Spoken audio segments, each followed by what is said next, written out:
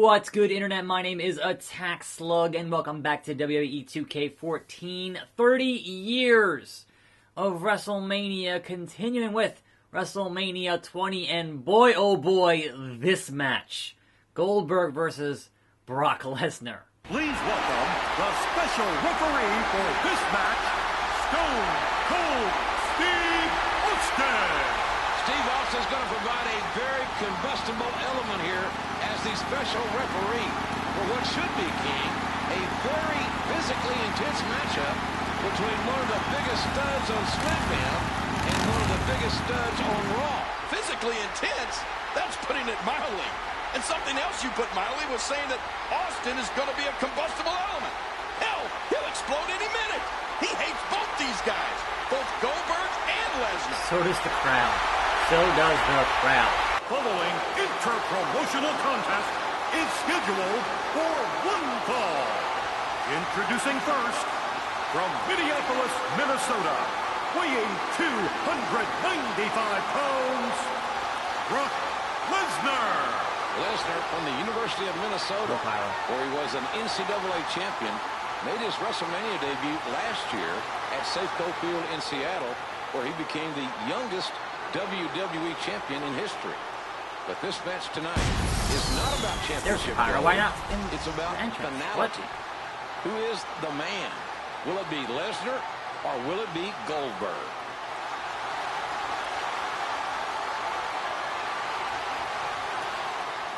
From Atlanta, Georgia, weighing 280 pounds, Goldberg. Goldberg from the University of Georgia, where he played football, two big collegiate athletes. But this is not going to be an amateur match. This is going to be more resembling, in my view, King, a street fight. Oh, this match couldn't come at a more apropos place or time than WrestleMania 20. Goldberg and Lesnar with Austin the referee. It's unbelievable. Goldberg's like no intimidation. Neither is Lesnar. Well, there's a sellout chant from this sellout crowd. Oh, it sounds like these fans want to see these two go. Listen to that. We'll probably see both these men beating the living hell out of each other. Now, I understand why, obviously, you could not have the actual main event of this WrestleMania in this game, for clearly obvious reasons. And in 2013, when the game was being made, you couldn't have put in the other title match, which was Eddie and Angle, because Angle was in TNA, right? But I feel like at that point, just have one match for the show then. Don't have two matches for the show, just skip a match for the show. Like, you don't need to put in one of the most reviled matches of all time that fans just crapped all over because they knew that both Goldberg and Brock were leaving. So they were not happy with either man, and they added in Stone Cold to try to mitigate that a little bit, but no, people just crapped on this match entirely, wanted nothing to do with either guy because they were both leaving after this Mania. Anyway, it is a fine Saturday afternoon. Welcome to the show. We have some wrestling news to discuss, if you will. Number one being that Nick Miller of TM61 apparently has been released from NXT, but not his tag team partner, Shane Thorne. So they're apparently going to position Shane Thorne as a singles guy, and I feel like even that is very calculated on their part to release one and not the other, because they could have, I think, pretty easily gone into the indies as a tag team together and kind of lit that whole scene on fire, as they are both quite talented and a good tag team and never quite got out the gate because of injuries in NXT. Speaking of guys who were fired but not actually fired, we have Rhino appearing at a house show and goring Kurt Hawkins, because of course it was Hawkins, from the crowd at a house show. So that's cool. Like, having that be an angle of some kind is cool, even at where Rhino is at in his career. Digging it. I'm digging it. Right? Good stuff. So kudos on whoever put that together. Now, will that have anything to do with this supposed announcement on Raw from one Vincent Kennedy McMahon? That's right. They're going to pull the Vince button on Raw. They're like, oh no, emergency. Ratings are down. Push the Vince button. push that Vince McMahon button, get him on TV to shake things up again. I don't think they would announce a draft or a shakeup in December, because again, it's December. You kind of just spin your wheels, because December. It shows they are certainly in a bit of a panic mode. But I think here's the interesting part with that, right? Alright, Brock, we're going to spear you. How do I spear you? I don't know. Just got to run and do a spear. Because here's his press here. The spine buster. And then, oh, I'm sorry. Corner finisher. Well, I got to knock him down first. That big kick. And then do a corner. No? Yeah, no. Corner finisher. Hit that spear, Goldberg. Boo. Boo! There it is. And then win by pinfall. Notice no cutscenes here. No moments here. Just, hey, hit a move, and then pin the man. Like, they're keeping it very simple because, kind of, people did not like this match at all. So, there was that. But also, I hit multiple finishers, and Brock is just that much of a beast because Brock Lesnar. So, yes, Vince on Raw, right? And it's going to be, I guess, more or less in line with what Daniel Bryan has been saying about being fickle, is that Vince is going to be out on Raw on Monday. And I can almost guarantee the audience is going to be cheering for Vince because he's Vince. Not keeping in mind that it's apparently Vince who's the one who's been writing of episodes of Raw that people don't like and are getting mad about. So, what's the line there? If Vince is writing those Raws, but when he gets out onto the show to shake it up, then you're going to cheer him? Like, come on, bro. Come on, bro. I'm just saying. Spear! He reversed the spear. Brock is gonna Brock here. Oh, rolled him up. 1, 2. That is the worst finish. Okay. That was terrible. And Goldberg breaks Lesnar. Here is your winner, Goldberg. Well, Goldberg representing Raw proudly, defeating Brock Lesnar with a spear followed by the jackhammer. As the rattlesnake raises Goldberg's hand. There was no mistake about the 3 count. Emphatically, Goldberg hit the big 3 over Lesnar. I thought the end of this match was, and to send the fans home at least somewhat happy. I feel like both men got certainly stunned here. contrary to the speculation, there was no controversial officiating in my eyes. I gotta be honest with you. I'm still amazed at that. That was actually a quite reserved and docile rattlesnake in that match. He just stood back and let these guys go at it and then counted 3. Or perhaps my memory is failing me. I feel like both guys got stunners here, but I could be wrong. Something tells me that this isn't Yeah. over. I think you're right, King. Uh-oh. What's gonna happen?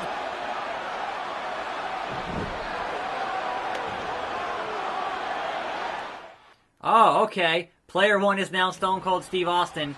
Stunner Goldberg. Stunner Lesnar. You dumb SOB. That's what you get for leaving. What? Yeah, that was the end of that match. Because people were just booing the whole match, and yet Stone Cold has to get him to cheer at the very end with Stunner. And Goldberg right out of the WWE ring. What the hell? WrestleMania running through the veins of Stone Cold Steve Austin. Ladies and gentlemen, what a night it has been. Austin sending a clear message about who the top dog is in this WrestleMania matchup. Who the big dog? It's Stone Cold. What? See, WrestleMania 21, they only had one match, so they should have done that for WrestleMania 20. Like, come on. Anyway, John Cena, JBL, the big bully. Wow, even less objectives. Just hit the AAA with my pinfall. The following contest is scheduled for one fall and is for the WWE Championship. Making his way to the ring from New York City, weighing 290 pounds, the WWE Champion, John Bradshaw Mayfield. There's the champ, the longest reigning champion in 10 years. Not anymore. JBL is all business tonight. For 242 days, a survivor. John Bradshaw Layfield has been champion. It was June 27th at the Great American Bash of last year that JBL won the title. And there he is. There's the toothy grin of a confident champion, JBL, who has survived just about everything over the past 8 months as champion. That's what makes JBL successful, King. Well, JBL has victories over The Undertaker, Booker T, Big Show, and in matches like this, the Texas Bull Rope match over Eddie Guerrero. A triple threat match, a fatal four-way. The champion, whether you like him or not, is a survivor. And no longer the longest reigning SmackDown champion, as AJ Styles held it for 371 days, something like that.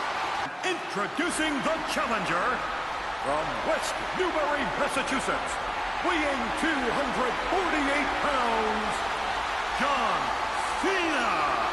John Cena's new single is entitled My Time Is Now. Perhaps the time is now for the #1 contender. This is the first time in a month that John Cena has been able to get his hands on JBL. General Manager Theodore Long did not allow any physicality, or John Cena would lose his title opportunity. Oh, John Cena, he's got that look in his eye.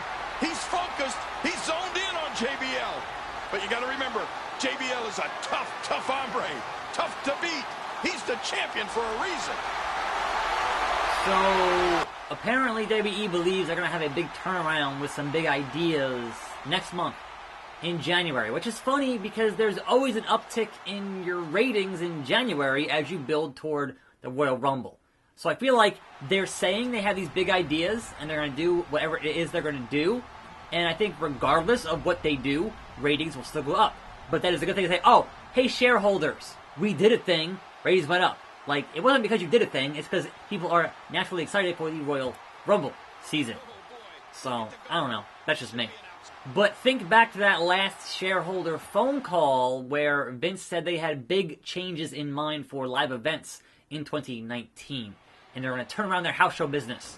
And I'll be real curious to see just how in the blue hell they're going to do that in 2019.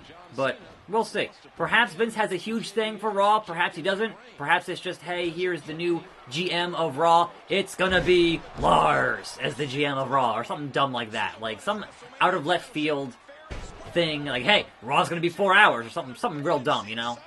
Would not surprise me. But Vince is gonna be Vince. And we're not gonna know until Monday Night Raw as such. So I guess that is a good ratings tactic for at least 1 week to get things moving as we head toward WrestleMania season, if you will. Now, in other wrestling news and other deals last night, we had Ring of Honor Final Battle was happening, and it appears that the Elite has waved goodbye to Ring of Honor.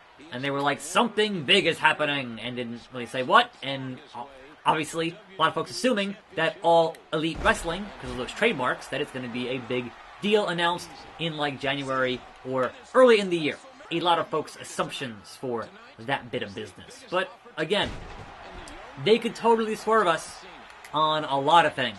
We could see the Elite at the Rumble. You don't know. They could have their own promotion. You don't know. Like, I think there's a lot of behind the scenes things happening right now that it's really hard to call how 2019 is going to look in December.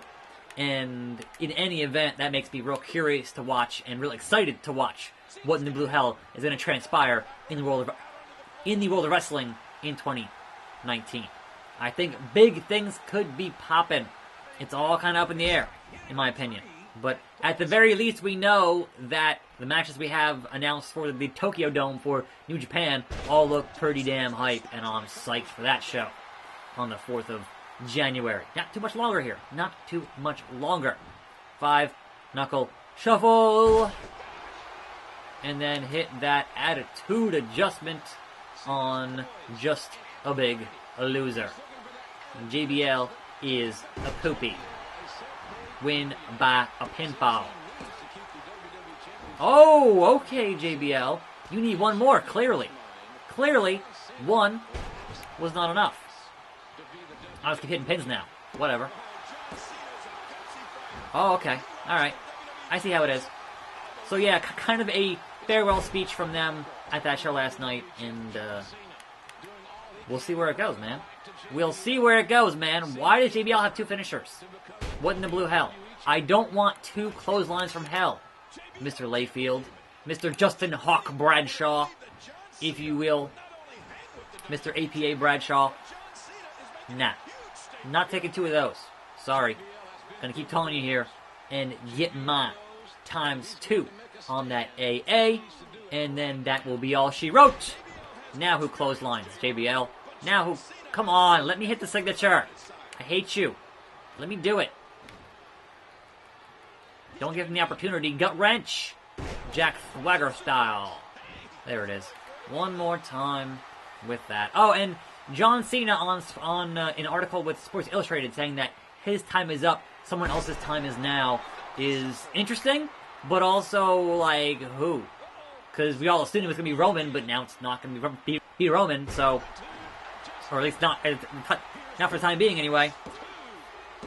And there's 3 count.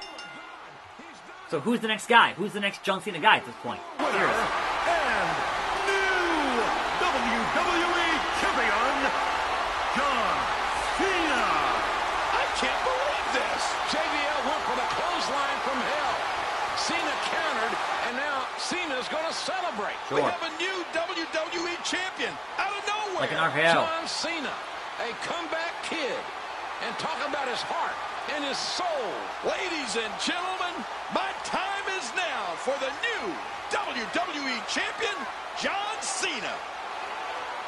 And then for the next, 12, 13 years, deal with that. Is that tomorrow? WrestleMania 22, Edge versus Mick Foley. I'm attackslug. Thanks for watching. More videos every day. I'll see you next time right here on this channel, and I'm out.